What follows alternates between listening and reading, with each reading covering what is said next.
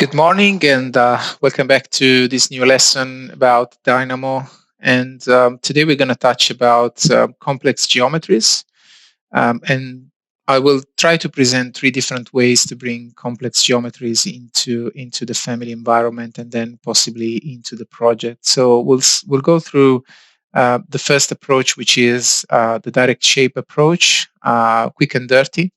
We'll see another approach of creating the geometries and then embed the geometries into a separate family before bringing that family into the family environment or into the project. And the last one, we'll see how, actually my favorite one, how to, first of all, create the appropriate geometries to extract curves and then build solids that can be brought into the family environment. So let's quickly start with the first step. I'm using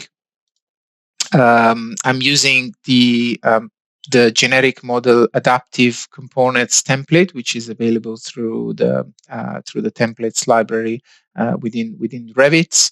And this is really there since ages, so you should be fine with also other versions of Revit. The second step, I will just quickly create in the top view a spline, which will be my path. It doesn't have to be a spline; it can be anything, but it's just for me to be able to have something in the project environment. So once we have this path in the workspace, the first thing we would like to do is to be able to get this path into the Dynamo environment.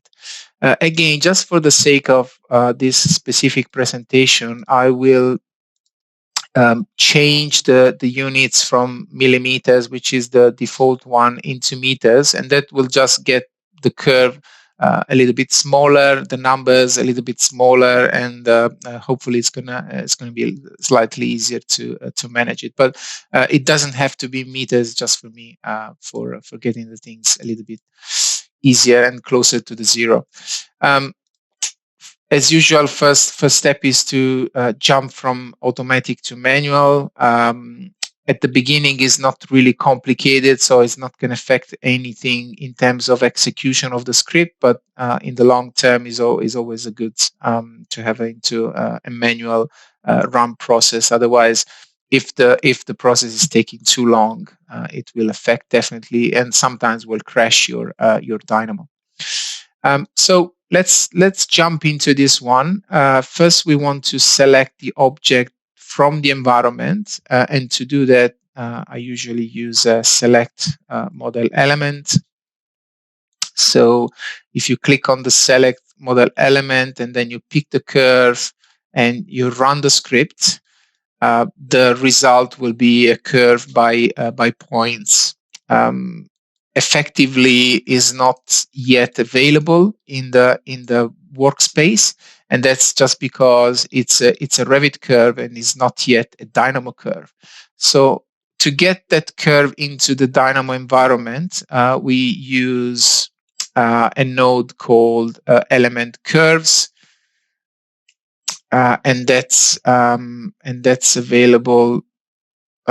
Element dot curves will do the trick. So it's the first one if you start typing element.curves.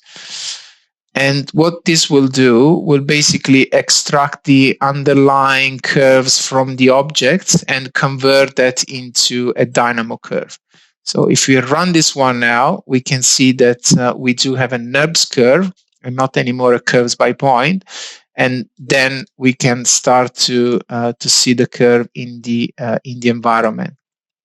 Let me just quickly turn on the automatic execution. And this is just to demonstrate that whenever now we interact with the curve, this is just going to affect the view in Dynamo, so we can get exactly the view in Dynamo. So just to start with, I will drop some circles throughout the objects. It doesn't have to be too complicated. I just want to show you the process, and then it can be anything really. So to be able to drop object along this curve, I usually use planes to get coordinate systems out of it. So you do have two options. You do have a curves, planes at parameter.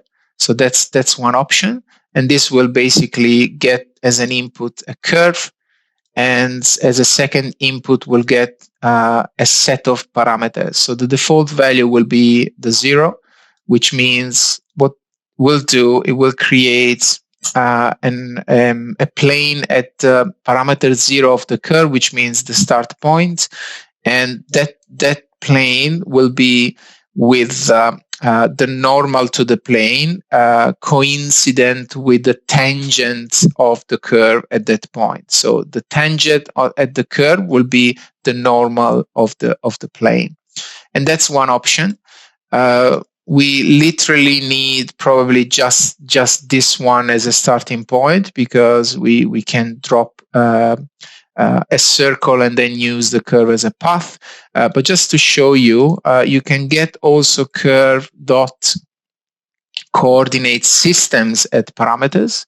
And this will give you not only the tangent, which in this specific case is the y-axis. So the green one is the y-axis, or y-basis when we talk about a coordinate system. The red will be the x-basis, and the blue one will be the z-basis. So we do have the three components of the coordinate system. For a plane, we just need an origin and one vector, which is the normal. But if we want to do any translation around this point, we will require one of these three bases. Just again, to give you an example, if we want to translate this point along the z-axis, which will be the normal at the curve in this point, we can just use extract the z-axis from this coordinate system, which will be z-axis, and just make sure you don't get the axis as a vector, but you get the z component of a coordinate system, which is this one. Then you connect this. This will give you the direction of this vector, and then we can get the coordinate system dot origin, or just let's do it using a code block. That's always easier. So we can say CS as coordinate system. It doesn't have to, it can be any name. It can be X, Y, Z, or M, whatever. I usually use the first two letters. So coordinate system, and then we input dot, and then we do origin. And you can see that the color of the origin becomes a bluish value. That means is a reserved name. And if we connect these two objects, that will give me the points of the origin. We can get the same from the plane. Again, we can do PL and then again origin. And this will give again the same exact results. You can get at the same point by in different ways. So let me just drop this one. And then if we want to translate this point along the z-axis, then we can just use a geometry.translate, and we can use direction and distance. So the object, the geometry itself will be the point, which is the origin. The direction will be the vector we want to use. And then the distance might be anything. I'll just use 2 as a starting.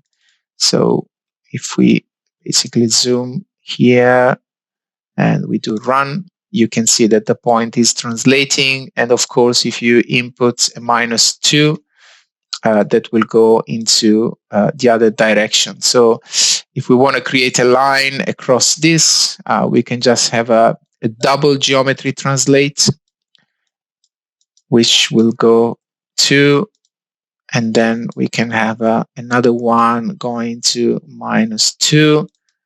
That will be the distance. The geometry will be the same. The direction will be the same. What will change is just the distance. And then we can have a line by start points by start point, end points, and that is our line basically. So it's pretty nice. It's pretty easy to get it, and this can be a base start for a surface or anything. I just want to give you a nice interactive view of it. So if we now getting this parameter as a slider, so let's say we want to have a number slider, and we basically want to go from 0 to 1, which is the domain of a curve, and we just want to go by 0.01 steps. Then we can connect this one, and then now the value is 1. So if we move into automatic and then we start to slide this one, you can see that this will give you exactly the idea of how the coordinate system is basically moving along the curve. There's a torsion here, but there's a different problem. But basically, you can see that the green vector is always following the curve. And this is what we usually use for as a starting point to place our section. So this will also give you some idea of the reason why sometimes you can see your sections just twisting along the curve, and that's basically because it's twisting the coordinate system. So let's move to the next step, which will be just having. Let me save this one. I'll do this one into the documents. And then on the DiRoots, we'll save it here like home. So let's place more planes. And to do that, we can use a range. So we explained already how to use the range, and this one is to use the out of the box. Otherwise, we can use the code block. So we want to go from 0 to 1, and we want to have maybe, I don't know, 20 steps. So this will give you a nice set of curve planet parameters. And we just need to turn the lacing into the longest. So not really impressive, but it will do the trick. So if we want to reduce this one, can go up to 10. And then what we have to do is just placing some circles. So by certain point, center point, radius, and normal. There was one by plane. Yeah, this one. So circle by plane and radius. So one is going to be the plane, and the other one is going to be the radius. And we can go from 0. Let's go from let's say 1 meter to, I don't know, 5 meters, and then with a step of 0.2, and this will give you a nice amount of radius. And again, this is just to have something to model. So next one will be to basically create a solid out of it, and to do it, we can do a solid by loft cross sections, and boom, this is exactly what we were trying to achieve. So now the next step will be to bring actually this object into the view as a solid. So we can already see this one if we turn on under the setting, under the view, background preview, available preview, Revit background. We can already see this just turning into the system. And again, if we start to play around with the curve, the object definitely will follow up. But this is not yet physically available in the environment. So again, we have 3 different ways of doing it.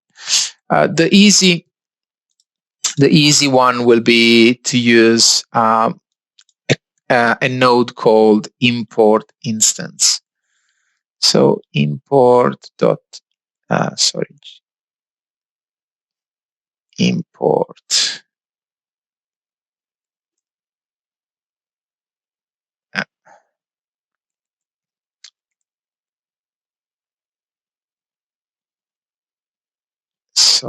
import geom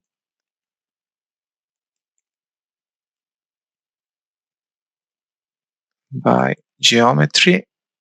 There it is. Sometimes the search is not the best. So we have 2 options, of course, if we have only one geometry or more than one geometry. So we'll use this one. Then we just swap into the manual, and then make sure you always say before you do any funny operation, because it might crash. And then if we click the button, we run this one. And what this will do will basically bring the object into the environment. So let me just remove the available preview. Don't really like to see it. But that's basically what we have. So if we hover with the mouse, you can basically see what Revit did in the background. What Revit did in the background was to export this object as an SAT file, and you can see there's even a node to do it. So you can export this geometry into an SAT file. Revit does save this somewhere in a temp folder, which will be the file path. It applies the geometry unit that is available in the project. And then what it does, once it's exported, then it does an import. So if we search for SAT, there's also an import instance by SAT file. So this node will basically do both of the things. We'll export and then re-import the object as an instance. But if you hover it with the mouse, this is just a dummy object. Is completely gone. Is just a snapshot of that object. So you can try to explode this element. And what it will do then, it will convert this into a generic model. Again, slightly different, but still this object is completely disconnected to whatever you want to do again to the curve, because it's basically exported, re-imported, and the best option you can have is now to explode this into the environment. So what the explode will give you, let me just go one step back. What the explode will give you is the opportunity to provide more options, more customization to the object. So if we step back and we go back to the import instance as it was, there's no other option other than apply some visibility or apply some subcategory. But if we do explode this one, then it will give you much more flexibility. And first of all, you can decide to let this one become a void or a solid. You can apply a subcategory if you want to. But the nice thing is that you now can apply basically a material to it. So it will give you the option to give a material to the object, which you can't do if you do it as a simple import instance. So the second workflow I was going to show you is how to get this without being forced to explode the object. So without going through the process of doing the import instance and then explode and then apply the material. So let's take a step back. Let me delete this one. Let me go back to this. And let me remove this import instance. So once we have the solids, what we want to do is to basically use another out-of-the-box node, which is called family instance.by geometry.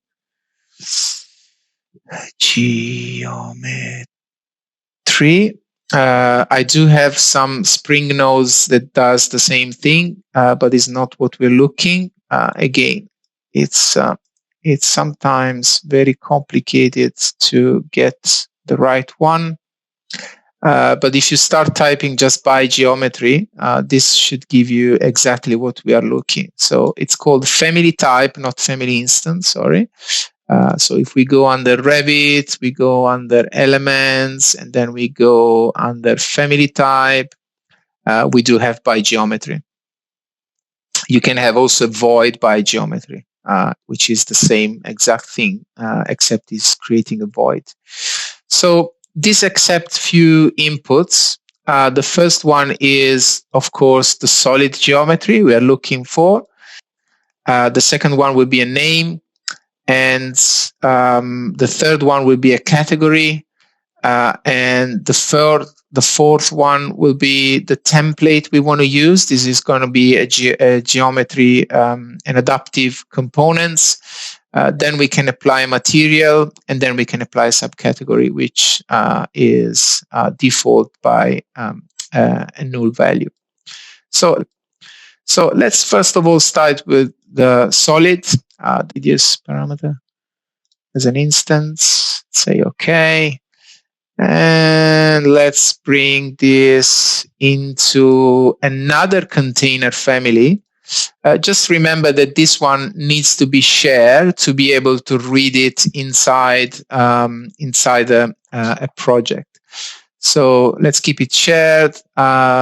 We can say that this one is or not always vertical. It doesn't really matter for now. Let's do it always vertical. And then we create a new family. And we call this one, again, from a generic model adaptive. What this family will contain is basically just a point on the reference level.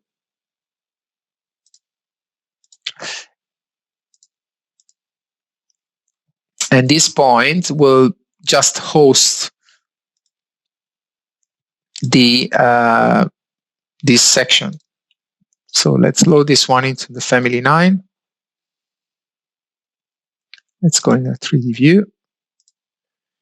And let's pick this as a plane. I won't go into the details on how to create these things, but let's say pick this one. And this might be just our element. Let's let me turn this one by 90 degrees, or let's do one thing different. Let's remove the always vertical from here so we can place it in any direction. Override this one. Okay. What I would like to do then, wherever you move this point, this object will basically follow. So we can apply this one to nested radius parameter, so we can control it from the additional family. And this family, yes, can be always vertical. So Let's move this one into the complex geometry now. Let me just remove this one. And what this can do now is basically just go over this element, which is really nice. So if you change the placement into place on face instead of work plane, you can see that this object will basically follow the curve. And whenever you change the curve, the object will always be vertical because that's the way we said we want to. So how we can now use and leverage these elements within Dynamo. So first of all, let's delete this one. Let me delete this one as well. And what I want to do is to make it a little bit easy to understand with a line instead of a curve, just to give a better view. So first of all, I want to change this one into a reference line, not anymore to a model line, and that's because the reference line is much more flexible. And it also contains more plane. We can basically force the object to be. The second one will be to go back into Dynamo, and this time we want to make sure we select this one as a curve. Let me just remove whatever is on the other side. And let's run it. So that's the curve, and it's a model curve now. And the underneath element curves is basically just a line. So there's a few ways to place these objects onto this line. First of all, we can have basically a point at parameter. Oops, that's a surface.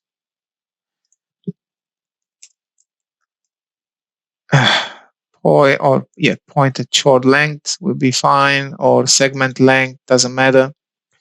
And then we can say that actually let's use curve dot point at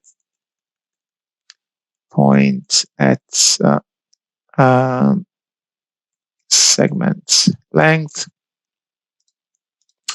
And let's say we want to go from 0 to the curve length. Again, we can use a placeholder for that. And then we want a step of 2. Then that will give you basically a set of points that we can reuse with this one to get a set of points. And then we can use these points to place a family instance by points. So that would be the points, and we can use family types to get exactly this family 9 and place family types. So we do have the elements. The problem with this is that these elements will not be properly placed accordingly to the direction of the curve, and that's because we need to basically calculate these angles if we want to rotate them by the right angle. So that's maybe some exercise you can do, and to do that you can use the family.set rotation.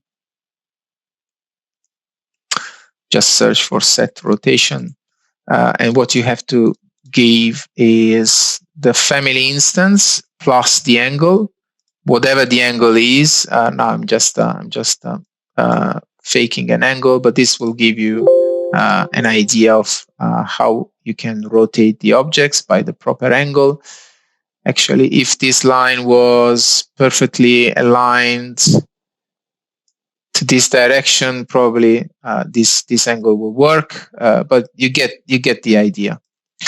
The other one is there's another option though to place the family instance on the reference line. So let's search by reference, by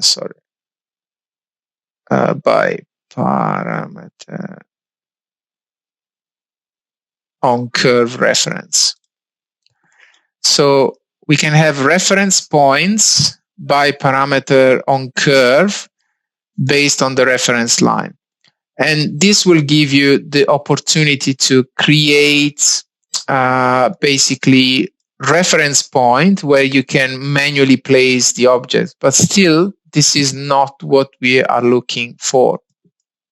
So there's actually no way we can place an instance by what we are looking for. So you can see that there's a by face where we want to get a line, but this is not really what we're looking. There's by points, and there's also by point and level. There's few other options where we're not really getting what we're looking for. So really the only option we can undertake is to place these objects by the rotation. So let me just quickly explain how I would solve this problem of the rotation, and then maybe we can see if that will solve the issue. So when we get the family instance, and when we get the points, at each point we'll always get the direction of the curve. So instead of using this point and segment length directly, we can go through the parameter. So if we want to know, as we did at the beginning, the curve coordinate system at parameter, we can use the points to get the parameter. Otherwise, we can immediately get the coordinate system at segment length. So let's see both of them. Let's go through parameter. So we get the points, but we need a parameter. So how do we get there? Let me first flatten this one, which probably will be a little bit easier. Let's go this, and let's go flatten the inner one. Let's flatten the amount of probably 2 without the levels. This should give you, it's interesting. Let me do it here. List.flatten with a step of 2.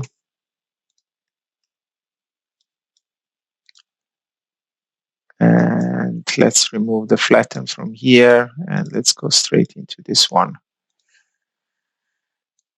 And let's change the lacing to longest.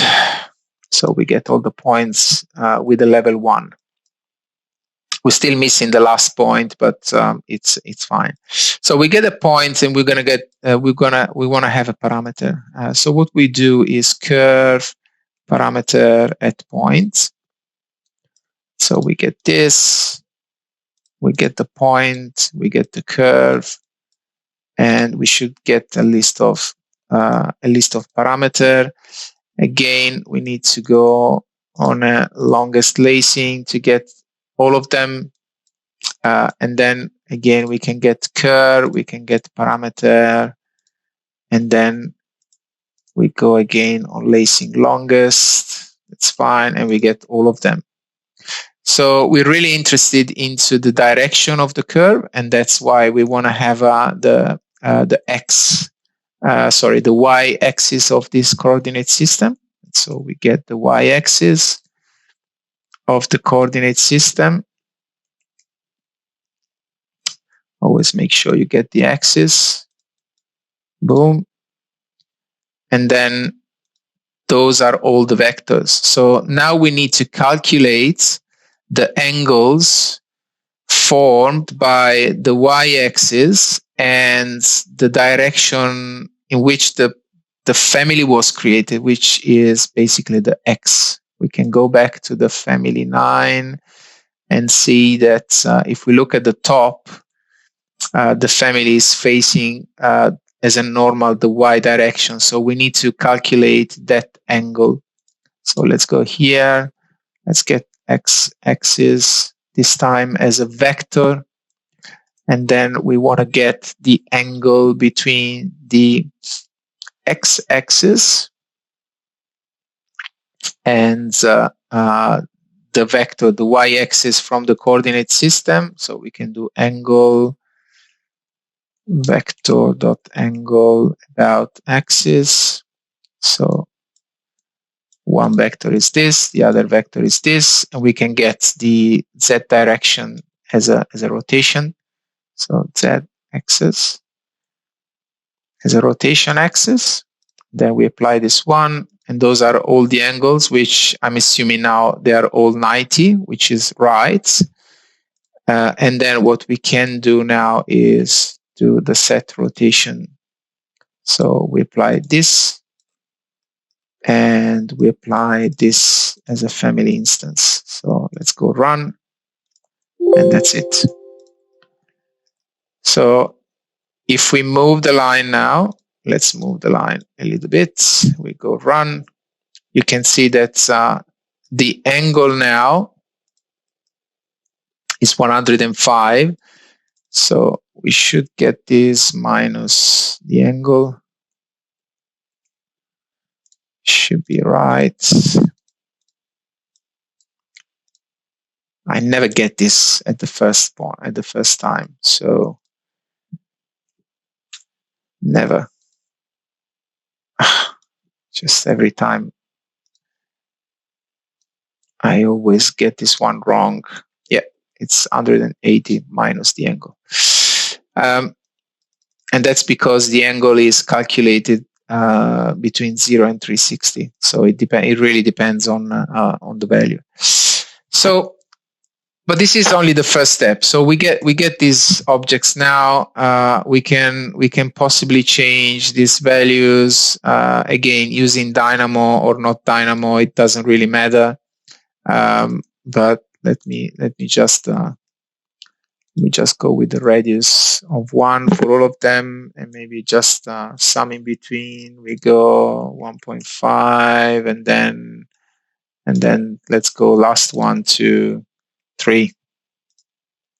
So just to get something nice. And if you change this value, the rerunning the scripts will not affect these values. But still, we don't have the elements. So we have the option now, if we really want to do it manually, to basically select all of these and filter by generic models. And the option is to create a form through them, but it doesn't really work. So what we need to do is, once we create the families, is again to get the curves underneath.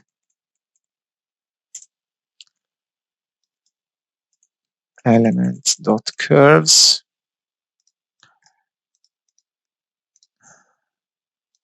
And this should give you a list of curves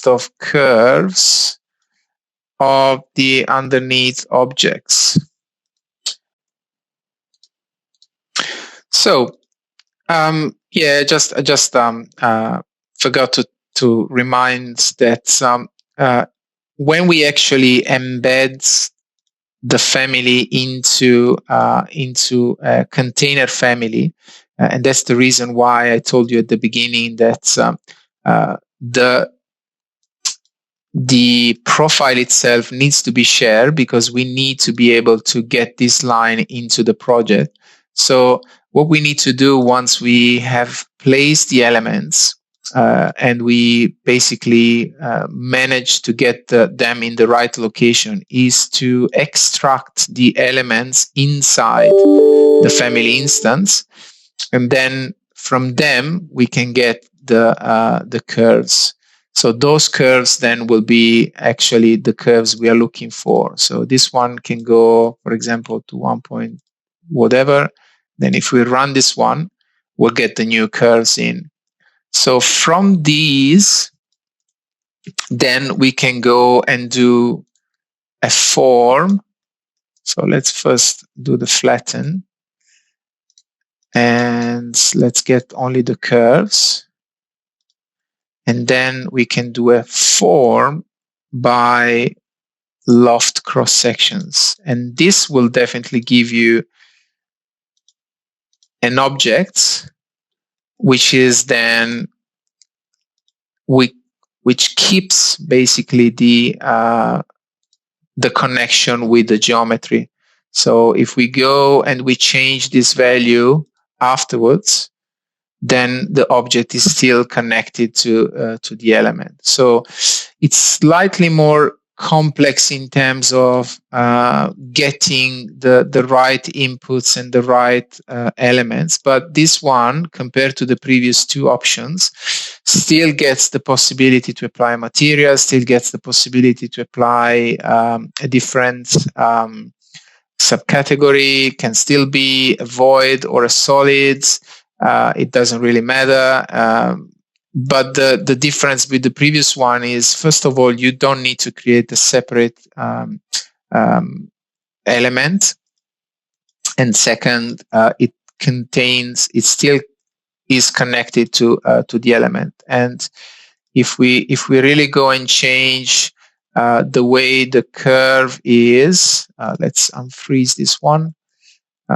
Let's go into wireframe. Hopefully it doesn't break. But if we move now the line and we rerun everything, this one then will basically follow. We still need to freeze this one and then rerun, and this one will basically be adjusted. All the changes we did to the element will still keep their values, and also it's much more flexible. So there's a better way to avoid this step of freezing everything. But those two scripts can definitely be two separate scripts. So you first create the geometry, and then you run the creation of the object itself. So hopefully this one was interesting and helpful. There are definitely a lot of possibilities and new and opportunities to use these three different ways. Sometimes you just want to go for the quick and dirty. But if you really want to keep the complexity and the connection between parameters and the geometry that is created throughout these parameters, you definitely want to go with a third option. So thank you.